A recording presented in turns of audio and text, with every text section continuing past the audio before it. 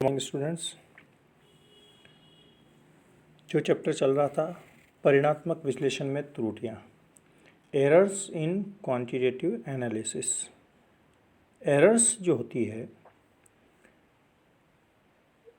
जो ओरिजिनल मान है एक्यूरेट वैल्यूज़, उससे जो ऑब्जर्वर कैलकुलेट कर रहा है उसमें कितना डिफरेंस है, कितना वह ओरिजिनल वैल्यू से दूर है और किस किस त्रुटि से होकर के आता है, उन सब का अध्ययन हम यहाँ पर कर रहे हैं।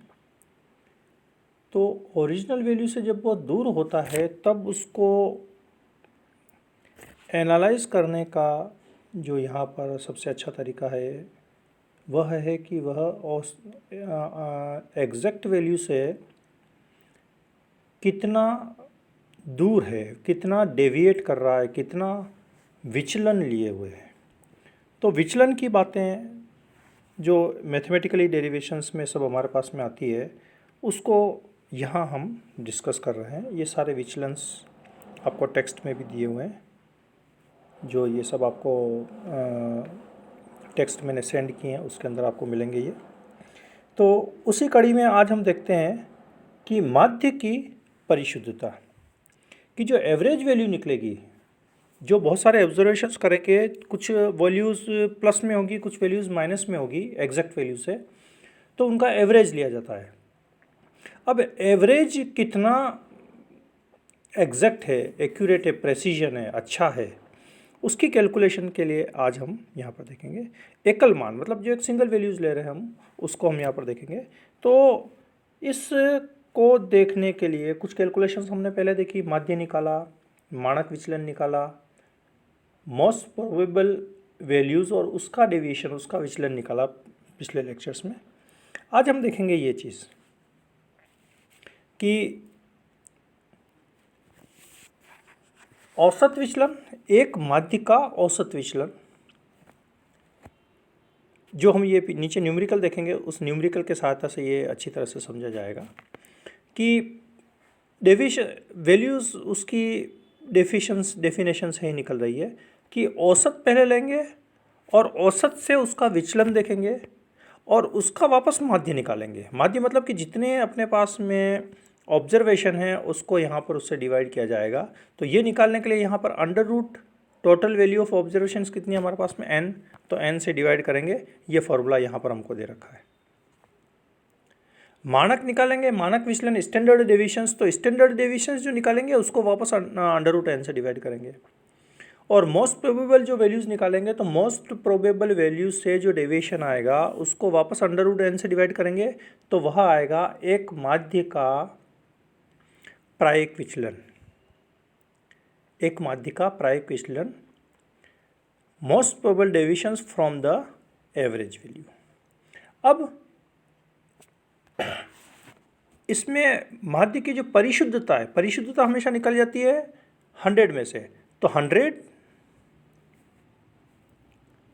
इंटू ये जो हमने ऊपर निकाला एक माध्य का माध्य डेविएशन, ठीक है, और किससे निकालेंगे हम, माध्य से, तो डिवाइडेड बाय माध्य म्यू, राइट।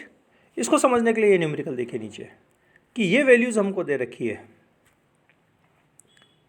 ठीक है। इन वैल्यूज़ का ये एवरेज हमने निकाला, सारे वैल्यूज़ को जोड़ दिया और जोड़ने के बाद में उसको डिवाइड किया number of observations. Number of observations यहाँ पर है 9, तो 9 से डिवाइड किया, तो ये हमारे पास में ये आया म्यू।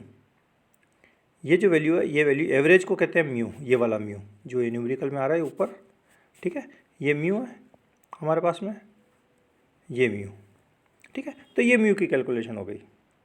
अब जो हमारे पास में म्यू आया वो इन सब ऑब्जर्वेशन से कितना डेविएट कर रहा है, तो ये सब डेविएशंस निकाला हमने,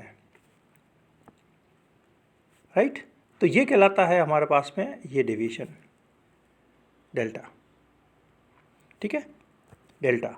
अब इस डेल्टा को अगर अंडर रूट 9 से डिवाइड कर देंगे, अंडर रूट 9 से, ठीक है, विचलन आ गया। विचलन के बाद में इसका निकालिए माध्य विचलन, तो माध्य विचलन कैसे निकलेगा कि डिवाइडेड बाय वापस करेंगे उसको नंबर ऑफ ऑब्जर्वेशन से, विचलन का माध्य, ये तो है माध्य, ये विचलन का माध्य। तो ये हमारे पास में माध्य विचलन आया, ये डेल्टा, ये वाला डेल्टा। अब इस डेल्टा को हम √9 करेंगे तो हमारे पास में आएगा एक माध्य का औसत विचलन, राइट। इसी तरह से दूसरा हमारे पास में मानक विचलन का फॉर्मूला ये है, sigma is equal to under root summation D square upon n-1 upon n-1, ठीक है। तो डी तो ये रही हमारी जो निकाली हमने, ये डी 0.03, 0.03, 0.02, 0.002, ये सब जो वैल्यूज़ दे रखी है ये हमारे पास में डी है। तो इस डी का स्क्वायर करेंगे, इस डी का हम स्क्वायर करेंगे जैसा कि ये यहाँ पर किया गया है, ये डी का स्क्वायर सारा, ठीक है। और टोटल हमारे पास में 9 है तो 9-1, तो ये वैल्यू हमारे पास में आएगी, तो ये वैल्यू कहलाएगी हमारे पास में सिग्मा, ये कहलाती है हमारे पास में मानक विचलन, मानक विचलन, राइट। तो ये ऊपर की जो डेफिनेशंस आ रही है उनको हम इस तरह से न्यूमेरिकल्स में, ठीक है। तो ये न्यूमेरिकल्स करने के उपरांत हमको इन वैल्यूज़ का हमारे को एग्जैक्ट पता पड़ेगा, ठीक है। Thank you.